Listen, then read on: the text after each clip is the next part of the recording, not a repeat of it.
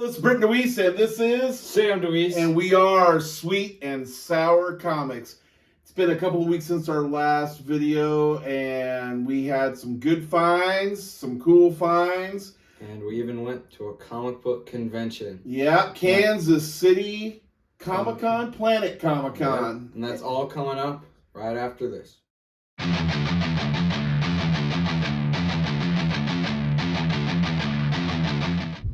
Yep. All right, Sam, where are we going today? Sweet and Sour Comics, where are we going? Planet Comic-Con. Planet Comic-Con, Kansas City. Here we come. All right, we made it to Planet Comic-Con in Kansas City, Missouri. Right now, it's about 10:30. There are literally thousands of people lining up outside, and a fire alarm is going off, so I don't know if we're going to be able to get in right away or not. Yeah, we are finally inside, and we are ready to get our tickets and wristbands and go see the magic.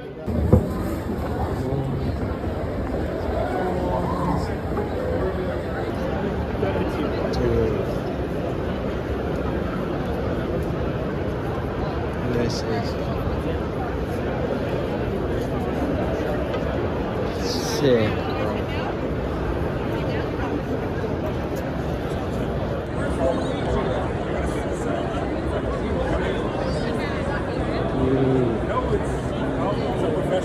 You got that? Yeah. All right. If you like take a look at it, it's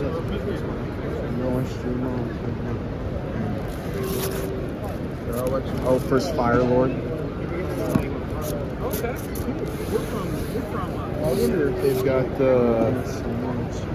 they've got Nick Fury. So we have a.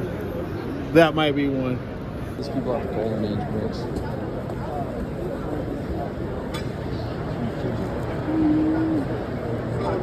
Do you mind if we? Thanks, man. We just got a little YouTube channel that we do. And we only say positive things. So no, you're fine. They are amazing, dude.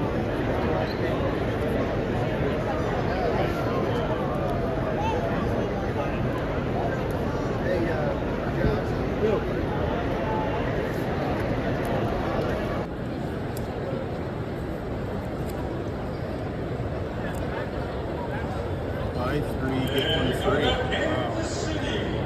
At 3:30, Nick Tabletop Gaming for a Pokemon Temporal Forces release. All right, so we went to Planet Comic-Con, and there was an eclectic group of people. There were cosplayers, right? Yeah. What was that? I don't know what they're called. Are they furries? Yeah. But were they really furries, or, Yes, or was it like no. some group? No, they were furries. Okay, so like furries. There were definitely like just comic book people. Yeah. Tons of celebrities were there, like from the science fiction and comic book genres. And lots of writers and artists were there too. Huge gathering of people. I would say, and this is coming from the words from that one lady, yeah, the event coordinators, they underestimated the amount of people that were coming there. When we got there, we actually had already purchased our tickets. I had thought about getting the wristbands in advance. There's a way to do that, but I chose not to because it's quite a bit of money to get those in advance. But in retrospect, maybe I should have. It was about an hour and 15-minute wait to get into the convention center. The convention center line actually wrapped around the building. But once we got in, it was a great time. Lots to see. It was so big, I would say it was almost overwhelming. Yeah, in the beginning. There was a lot of people. There was a lot of people and a ton of vendors. I would say you can do like the Kansas City Comic-Con all in one day. But if one wanted to make like a small weekend trip out of it, if the event is always that big, which I suspect it is, you could probably make it a 2-day thing. Yeah. They had celebrities there each of the 3 days, Friday, Saturday, and Sunday. It costs extra to see the celebrities. The only person that I really wanted to see was the writer of the X-Men back in the 70s, 80s, 90s, early 2000s, Chris Claremont. I did get to see him. It was awesome. I got 2 books signed from him, which we'll show you later on in our video. And we got a few books there. Well, we got 2 books there, and then one. One we got there after, but it's a really funny story, and we'll tell you about that shortly. So the first books we're going to look at are the X-Men books. I only got one, as I told Sam. Now I'm down to the Magnificent 7. Yeah. I needed 8 books. All 8 books were actually there. Every single one of them. I would tell you this is that 1 through 4 were pretty unaffordable, except for one issue. Did we get a picture of that one issue? Yeah, the number 3. So there was a number 3, and it was $85. But then the guy goes, "Well, I got to tell you that some little kid cut a few pictures out of it, like a few of the superheroes out of the panels." And I thought, well, if it's only like 2 or 3, maybe even 4, that would be okay. I could get that book as a good filler till maybe I found a coverless book, because the actual pages and the cover were in really good shape of the pages that were there. Yeah. So we open it up, go through the first 8 pages, and then all of a sudden we see it. 2 little holes in one panel, or one page, a couple panels. And I'm like, all right, that's not bad. Then there was another one. Then there was another one. And by that time I was like, I'm not getting through, getting this book. But we kept thumbing through it. And the kicker of it all was there was one where basically half the page was cut out. Then the kid had cut through what was left of the page diagonally and cut out a whole nother panel. So I was definitely not going to get that book. So that only truly was the really sour part of the whole thing. And I mean, the guy that was selling the book was super upfront, super honest about what it was, let us look through any book we wanted to, and was a great guy. Yeah. And I can truly say that if it was only like 1 to 4 pictures cut out, I probably would have got that book just to have that as a filler for the time being. But Sam, after we had already gotten the one Spider-Man book that we were there, he said, "Dad, I actually feel kind of bad because you don't have anything." And I said, "Well, this is kind of your experience and everything." He goes, "Oh, come on." So there was an X-Men 100 that we were looking at, and the guy just wanted too much money for it, for the condition that it was in. And then he goes, "Well, I know." He goes, "Come with me." So I went with him, and we found this X-Men number 69. It's a reprint from back in the day of... Probably 27. Yeah, I think it's 27. I think it's around there. It says $60, but we did not pay $60. We paid half price. Paid $30. $30, and actually, he paid $30. I did. Because he felt bad for me that I hadn't gotten anything, and I thought that was a really cool thing that a son would do for his father. But let's not forget, he's getting all the books anyways when I go away. So, but anyways, X-Men 69, and it's in really good shape, actually. Yeah. The pages are white to off-white. The cover's really nice. There's only a couple of really small creases up here. And then I think there was just way down at the bottom, and you can hardly see it at all. There's minor smudging of the orange. Overall, super presentable, and I'm super happy with this book. It is awesome. So then the next book that we're going to show These are books that I already had in my collection, but since I went to Planet Comic Con and I wanted to see Chris Claremont, and he's getting up in the years. Yeah, he's getting old. Getting old. I had him sign the first appearance of the Phoenix right up there, and we have pictures and probably video of it too. Yeah. I think Sam got some video of that, of him signing that. And then I wanted to bookend the series that with him signing X-Men 137 as well, right there. And that goes with the Jim Shooter signature that we got a couple of years ago. Or last year. In June, I think. Yeah, June or May. Krypton Comics last year. I'm sorry. Yeah, last year Jim Shooter was at Krypton Comics. We had him sign this. Claremont's now signed that. If only Stan Lee were still alive, I'd have him sign that as well. But so those are the two books that I had him sign. It was a big debate, actually. This is not unreasonable. He was asking $15 a signature. I'm going to clarify this now. I'm just cheap. Yeah. That's all it is. Because I thought about, well, maybe I could do 4 or 3 signatures. And I went, you know what? 2 is enough. That's what I'll go with. We should probably do that one first. So while we were there, we saw tons of Amazing Spider-Man. They had every single Silver Age book that I needed. Every single one. They also had, which I've never seen before. I've seen a couple of issues, but they've always been slabbed. I've never seen an unslabbed Amazing Fantasies 15. First appearance of Spider-Man. It was absolutely crazy. 2 different vendors, So which two is people at it. even crazier. One was asking $12,000 for their copy, and I didn't talk to that person much. We just kind of saw the price. The other lady, or the other vendor, was a lady, and I said, and it was really funny because it was ungraded, and they had prices on all their books, but she had get your credit card out for this one. Yeah. So I asked her, and she said it was $30,000, and I said, well, why don't you have it slabbed? And she said, we literally just got this in like a week and a half ago. We didn't want to send it away to CGC. They wanted to see if they could just sell it there without getting it cleaned. And it was in nice shape. It was in really, really nice shape. But it's incredible. But every Silver Age book, everything. They had number 1, number 2, number 3, number 4. Any Silver Age Amazing Spider-Man, we actually saw it there. It was pretty crazy.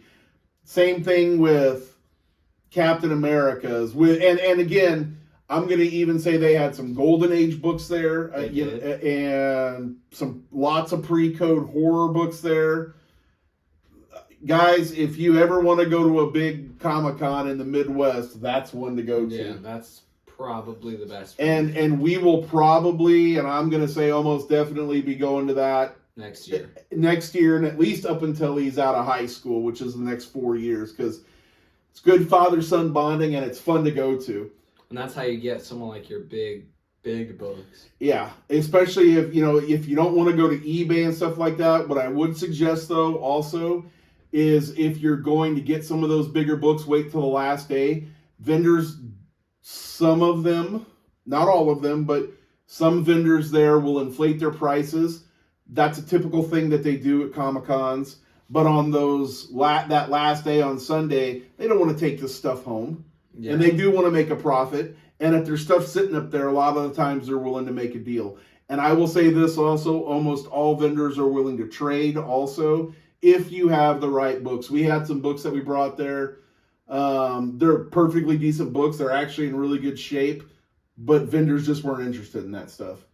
Especially when you want to consider that of what they had there, they're looking for stuff kind of the same, not quality, but same genre, if you will. So the book that we did get, Sam, there, do you remember which shop we got this at? No, but I know how much we paid for it. Was it Back in Time? No. No? Okay. So, Amazing Spider-Man number? 46. 46. And what is that, Sam, since you were the... First appearance of the Shocker. And who is the Shocker? He's a guy. He doesn't actually have shocking powers, but he has vibration powers, and he has vibrating gloves to attack Spider-Man. So, what was the backstory on the name of that? as far as the research you've done, and it's okay. You can tell them that. It's the truth, but he was actually called the Vibrator. And the guys in the comic books, I'm gonna say, let's just have good intentions and say they didn't know what that was, and somebody apparently at the Comic Code Authorities pointed that out and told them what that was, so they immediately changed the name of the character to the Shocker. And that was a big character, in the beginning? No, I'm just asking. No, he appeared in issue 46 and then didn't appear for another 22 issues. Wow. And then appeared in issue 72. So then we keep looking around, and this personally is one of my favorite books and my favorite covers of the old Silver Age. This was actually a cover, probably only my second favorite to the Scorpion book.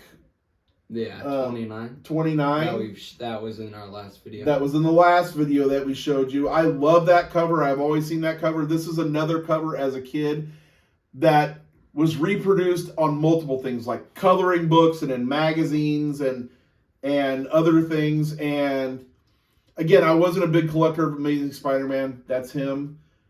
So he had gone. I was out of town a week prior to the Comic-Con, and he went to a little local Comic-Con. And the local Comic-Con in Omaha actually had this book. And it was a local vendor, Krypton Comics, that had it. So, of all things, we went to Planet Comic-Con in Kansas a week after that local one, and Krypton Comics was there. Yep. He literally said, we packed up our truck from this Comic-Con, left it packed, drove it on Thursday night, set everything up on Friday, and we're ready to rock and roll. And Sam said, hey, do you have this issue, which you'll see shortly, here? And he goes, oh, I think that's the other guy's hoard, and we didn't bring his stash of comics. This dude knows us pretty well, calls up his friend who had this book, and he goes, yeah, I still have it. And he goes, is it still the same price? Yeah, it's still the same price, which was an awesome deal, awesome price. And we got, show him. Amazing Spider-Man 33. We got the final chapter, which is one of my favorite Spider-Man books. It's definitely in my top 5 of best covers. So, and again, I don't know. I think I'm right on this, but I'm referring to you. Is this where they just the world discovers that he has super strength? Well, doesn't he lift that building off himself or something like that? In the story, I don't want to spoil it too much, but his Aunt May's dying, and he needs to get the medicine that is being Dr. Octopus is keeping it from him. Okay. And he goes to Dr. Octopus's his lab, his lab that's underwater, and while he's in the lab, it falls on him, and he has to pick up the entire lab to save himself. And it's basically it was a turning point for Spider-Man, because it's one of the best stories to honestly ever come out in the early Silver Age. And the book's in decent shape. There's a little bit of Marvel chipping on it. Everybody knows whoever... It shows him picking up the entire building and throwing it off of him while he has to escape from the underwater base. And I love Silver Age comics. They're just cool. Yeah. So... And they still, honestly, they still hold up. The stories still hold up, and the actual books still hold up. I mean, the thing is you want to say it was different. I mean, it was. It's a different era and maybe a simpler time. Definitely. For comic book storytelling, there just wasn't such craziness that was always happening in the books, and they were a lot of fun. It was great storytelling back in the 60s. It was sure. They were all definitely still great stories. All the great stories that you see were definitely still there. And now these are all in order. Yep, so now we got some stuff that's in order here. So after we made that video a couple of weeks ago, we made another video immediately after that, literally the same night, because we just have so many books. And Sam says to me, well, I don't want to make this like a video wearing the same stuff. and I said, what do you mean, Sam? He goes, we have the same clothes on. It would look stupid if we had two videos that we publish a week apart and we have the same clothes on. And I said, so what's that mean? He goes, that means we're doing all those other books over again. So we might not get through this whole stack tonight.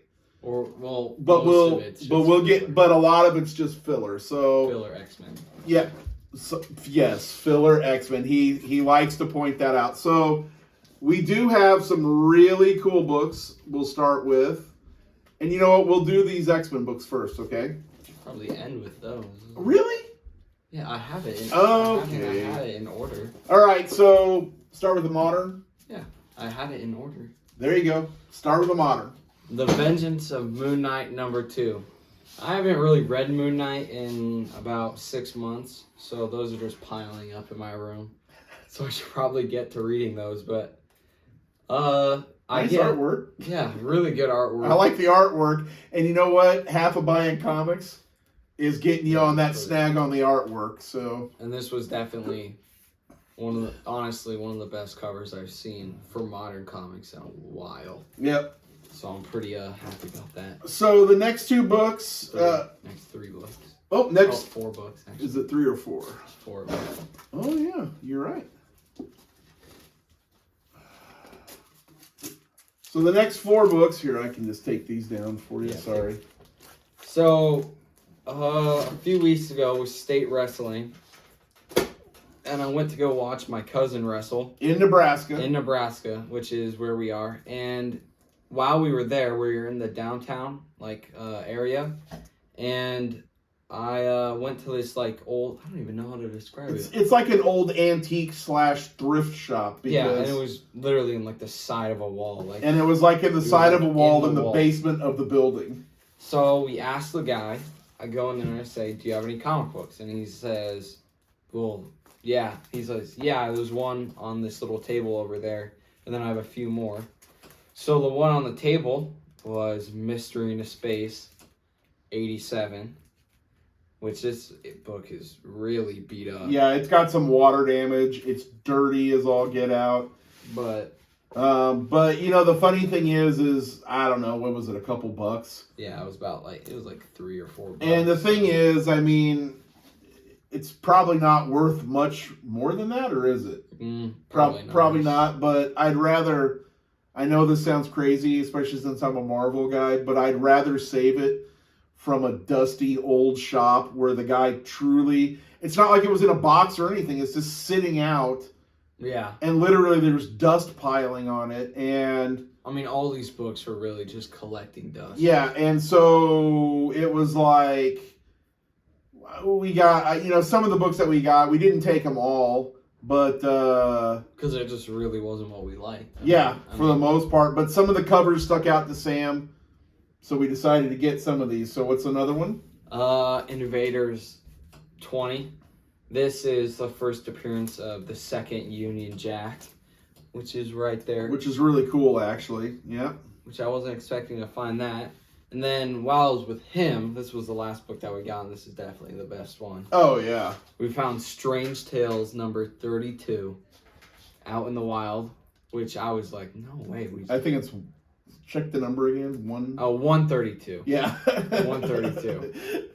Which it's not a key or anything, but I just. But out in the wild. Yeah, you never really find those out in the wild. It's starting to get harder and harder to find any Silver Age, to include that DC Hawkman book. Yeah. I mean, yeah. And that DC Hawkman, that's the first appearance of IQ. Oh, there you go. I don't know who that is, but. Yeah, because it's DC, but Sam does check. And then I went back with my uncle, and I only got this last book, which is Giant Size Master of Kung Fu, and I just liked this cover. I thought it was pretty sick. Yeah. So. And like I always tell Sam, get what you like. Like me, I would have saw that Master of Kung Fu personally. I think it looks nice. I might have bought it again just to save it. but I don't have the same feeling that he has for that book. Like where he says, yeah, it's sick, it's awesome, it's a cool cover. I'm like, yeah, it's Master of Kung Fu, okay. But that's get what you like. Get what you like. That's what. All right, now we're gonna move on to the Thor and Captain. Okay, so the next two books. Yeah, is that the one that you pressed? That's the one that I pressed, and I will talk about that. You can't tell until you actually pull it out, and we're not gonna pull it out. I'm just gonna talk about it. I was gonna pull it out. Oh well, you can pull it out and let them see. I guess I don't really. That's really not nice, but... What, your failure? My failure. This is my sour moment, guys. Okay, so let's do Thor first, though. Okay. Let's do Thor first, and then we'll... Okay, so this book... Oh, yeah, you can tell. You wrinkled. No, it was... That's what I was trying to get out. Oh. Yeah. Okay, so... Like we were saying, how there was a comic book convention in Omaha. I went with my friend, who's not into comic books, and he was very bored and very He was mortified. That's a good word. He was mortified while he was there. But I went there and I found this book, which is the first cameo appearance of Ego. It's in pretty rough shape, but I was like, that book is pretty. What'd you pay for it? I paid $10 for it. Yeah. So, cameo appearance of Ego. You know what? Not a bad cover either. I mean, No. I'll tell you this is, again, once I started looking at more and more Silver Age covers, Thor had some of the best. Had some of the coolest, best covers. And just for the covers and not even the stories, I might get some more. And they're actually, for the most part, pretty reasonably priced. So I'll probably pick up a few Thors this year beyond that. And now here's the sour. I got this as it was a giveaway, remember? No, or did I pay $3? Yeah, like $3 for it. Okay, so this was a Whatnot app purchase, and I got it for like $3. They said it had water damage and some spine damage to it, and I was like, okay. But for $3, I was like, this is just a cool cover. Yeah. I mean, it's just classic Red Skull, Captain America. I just love the way the cover looked, right? So I can take it out, Sam. I'll do it. So when I got the book, you could definitely tell that there was water damage on it. And if you look real close, I don't know if you can see it. It's still wavy through here, but it was a lot worse. So what I did was I was trying to be super, super careful. And the spine was split about 3 inches down, almost entirely through, like, I would say almost to like right here, the spine was split from about here to here. So I got in there and I pressed it, and then I pressed it again, and then I did a thing that they call kind of a cold press, where after I let the book cool down, I stuck it in between a couple of plates and put some weights on it, and just let it sit for like 3 days. And when I did that, most of the waviness actually came out of it. There's still, if you touch it, you can still kind of feel it, but it was a lot less wavy. But when I opened the book up, and this is my own fault and my own doing, the rest of the cover came apart. So a $3 book is probably still worth about 50 cents now. So fortunately, I'm just going to say this honestly, it was a lesson learned for me about pressing, where if the spine's in really bad shape, because the spine wasn't in good shape to begin with, and this is a tip for everybody else who wants to do this, just leave it alone. Or you take a chance in doing exactly what I did, and I did take a chance, and I only took a chance because it was a lower grade book, and it already had a spine split. Yeah. So if it would have been a little bit higher grade as far as the way the cover looked, with just a rough spine, I wouldn't have touched it at all. Fortunately, when you throw it in a bag, it still presents pretty well. Fortunately, but that is my sour moment in Sweet and Sour Comics. That is a lesson learned. Lesson learned, and again, fortunately, it wasn't like it was a super expensive issue. Or if you want to say even super rare. It is getting old though, like anything. and getting it back in here is sometimes a little difficult. There we go. But a good issue nonetheless, and it covers well. So Yep.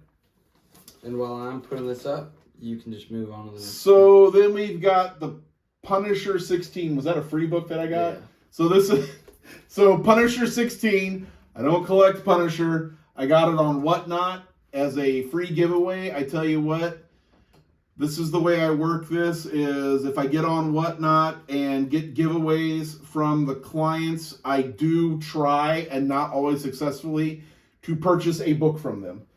Because I don't personally, I think it's cool that I get a giveaway and yay and all that good stuff.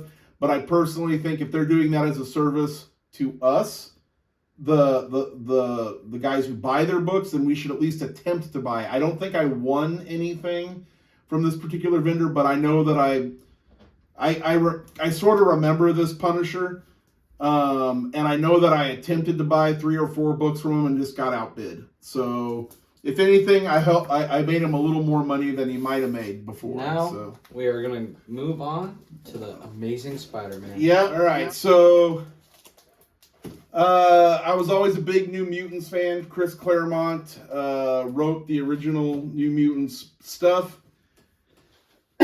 I am so sorry. I started collecting New Mutants at issue 18. So I've just been slowly getting those back issues. They're actually really cheap for the most part. I think 14 is probably out of all those. Number 1 and 14 are probably the most expensive of those first 20. So I came across New Mutants number 4 at Legends Comics, and I picked that up. I get all their back issues at half price since I have a pull file. It's a service to us. I also got from Legends Comics number 7, which was really cool. And also from Legends Comics, I picked up number 16, which is the New Mutants fighting the Hellions, which was the Hellfires Club version of the New Mutants. It was basically so teenagers could fight teenagers, and they could get away with that without getting in trouble for like kids basically having to fight adults. That's how they made that work. So the next issue, part of this whittling down process of having that whole first run of the X-Men / Uncanny X-Men, this was a gap that I had for a long time. This is actually pretty low grade, maybe a 1.5 to maybe a 2. Probably a 1.5. And it's mostly because of the cover. The pages inside are okay. They're creamy. And they're not brittle. But the cover has definitely seen some better days. But I got issue 39, which was pretty cool. And that was the introduction of the X-Men getting their new costumes, which is really funny because they splash the page they splash that on the front cover with new costumes, and they don't actually get their new costumes till like the last page of the book. So the entire story, they're in the other costumes, and then Jean Grey comes out and goes, "Look, you have new costumes now." And I was like, weird. But okay. So then, again, part of when I was down to about 10 issues to go,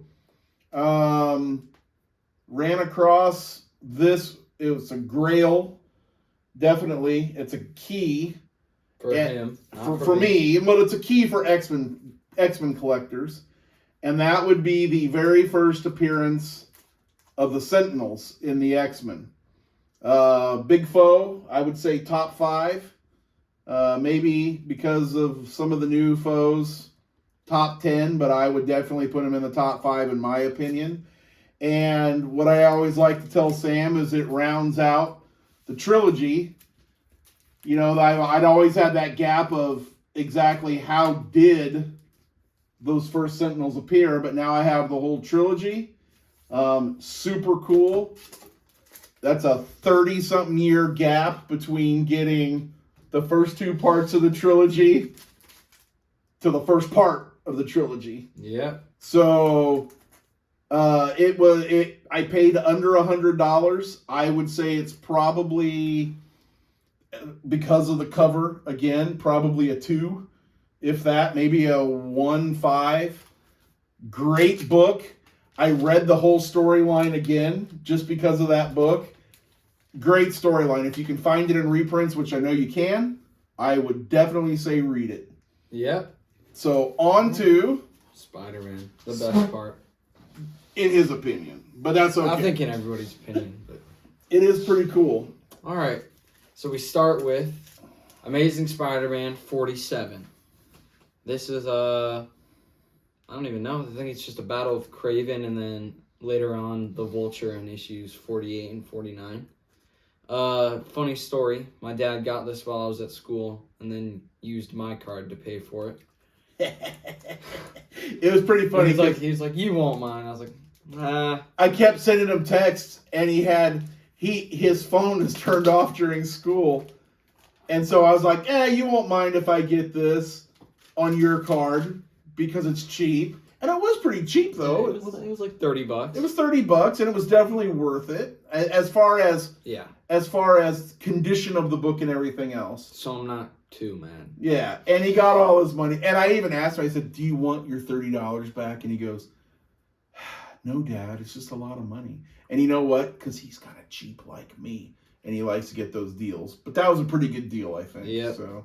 Then 103, which is just Spider-Man goes to the Savage Land and fights Kraven the Hunter in the next issue. Is that early Bronze Age? Yeah, this is pretty early. It's pretty.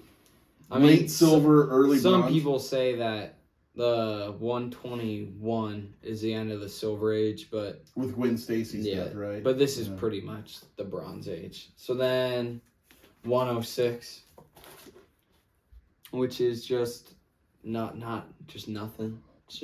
It's a filler. Yeah, it's a filler. It's honestly a filler, but the thing is because it's 106 and it's from the 70s.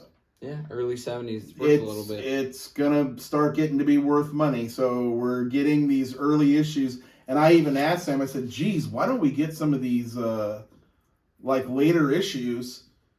You know, and he said, because the early issues are only going to start costing more and more and more. And it makes a lot of sense. Because I was all about getting quantity, to really fill up his collection of Amazing Spider-Man. And it's not about quality here necessarily, because these books actually are all in fairly decent shape. Good shape. But he's right. They're only going to become more and more expensive. Yeah. So. Speaking of that, 113, First Hammerhead, which I always thought was kind of just a stupid villain. He's not very menacing. But I always loved this cover. I thought it was pretty cool. Yeah. And then just saw this one today because I got confirmed yesterday. And this was a present from my dad. 114, which is the second Hammerhead. And I actually like this cover more than this cover. Yeah, I like that cover. I kept thinking which books to get them or what book to get them.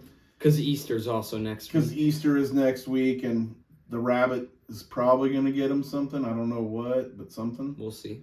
And then, after that, 168, first Will-O-Wisp, who was just kind of a 80s and 70s villain. He's pretty threatening, but he's not very... pretty threatening. He's not very important, so... There you go. And then 208, and he fights Fusion. I don't even know what Fusion is, but I guess... So, again, some of these books he's not reading yet because he wants to... I'm reading them in order. He's reading them in order, and in order for him to read these, he has to have the issues before it. Which I don't have yet. So... I don't have... Right now, I'm stopped at 56. And I have 57 and 58. Then I don't have 59 or 60. And then I have 61, 62... and not 63, but then after that I got most of them. So yeah, so we're getting there as far as at least a point where he can start reading them, and so and then these didn't I pick a lot of this one is obviously from Legends. These two were from Whatnot. Yep, and they were cheap. Yeah, that's why I got them, and they're. Speaking of that, 219 Peter Parker Criminal. Honestly, this cover would have been really, really cool if Peter Parker wasn't down at the bottom. Looking like a scared little kid. I Yeah, love the this cover. and that's just it. So he got the cover, or he got the book because of the cover. Yeah. He just and it was inexpensive overall. It was a pull file. Yeah. So it's $250. $250. So that was nice, and he's right. That's a really cool cover. Yeah. I like it. Besides Spider-Man, or not Spider-Man, Peter Parker. Good. That's Copper Age. Yeah. So. And then we move on, pretty large gap to 253. The First Rose, who is Kingpin's son, I think. I'm pretty sure about that. It's Kingpin's son. Yeah. But I actually really like this cover. It's kind of... And I got that on Whatnot for him. Yeah, for like $4 yeah. or something. I mean, plus shipping, so it was like $10 Yeah. total. The funny thing is I get him these books sometimes because it'll be like a Saturday night, and I'll be like, I don't think he has this one. So I look it up on the database, and I just get lucky, and people don't bid it up. Yeah. Because sometimes, like, I've actually bid on this book before on Whatnot, and for some reason everybody wanted it. And Just depends on the day. it depends on the day and the time. Yep. So, And then he also got this one on Whatnot. 288. yep. Gang War, which this cover's pretty sick, but just another filler to fill out ASM. And then Because even Amazing Spider-Man has a few fillers. just a few. There's like 800 issues. There has to be more. I always tease them that they try to make every issue of Amazing Spider-Man a key, some sort of minor key. Most of them are, so I mean, Like, let me see this one. Mad Dog Ward. Yeah, I don't know about that one. That's just a cool cover. This isn't a key, but this is part of a storyline that connects between Spectacular Spider-Man, Amazing Spider-Man, and Web of Spider-Man. And I already have the Web of Spider-Man, so it's good to have this because this is part 2. This is a minor key though, right here. This is like the 57th appearance of Doc Ock in Amazing Spider-Man. Probably more than that. It was probably like the 100th. I'm just teasing you. You know that. It's a great book though. I like the cover. 297, which this is an homage cover to. It's either 53, which I have, or like 150 something. Huh. Pretty cool. But it's just like the same cover, but with Spider-Man in black instead of his red suit. Neat. And that's it. That's it. The rest of the books in here, gonna be honest with you, they're Nothing. literally, they're X-Men New Mutants and X-Factor, and I think maybe a couple of Excaliburs, but they're literally all fillers. There's nothing. It's nothing that everybody wants to see. They're just filler books, and I'm rounding out my other collections since I'm getting. Spider-Man. I'm gonna start. I told Sam last night. Big news on the Amazing Spider-Man front is that because my Uncanny X-Men is almost done, I'm probably going to be down to 3 or 4 issues by the end of the year. That we're going to concentrate a little more on Amazing Spider-Man. So I bet that run is really going to start to fill itself out. There's probably only going to be a lot. I mean, obviously a lot, but I would say it's going to be giant keys that we're going to be missing, and then obviously for Amazing Spider-Man, and a lot of the Silver and Age. then the Silver Age from, Yeah. if you want to say the 50s back, but he's got some of the 50s and back books, but Those are expensive. those first 10 are going to be really expensive and probably not in his collection for quite a while. So Yeah.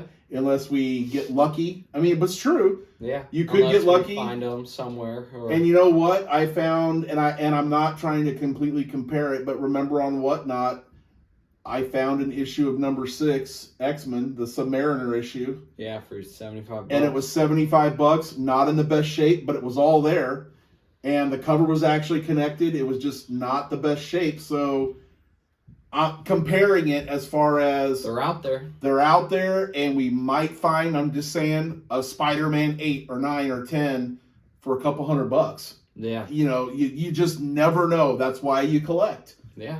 So this is Britton Deweese, And Sam DeWeese. and we're signing off from Sweet and Sour Comics until next time. Yep. Everybody have a good night. Thank you.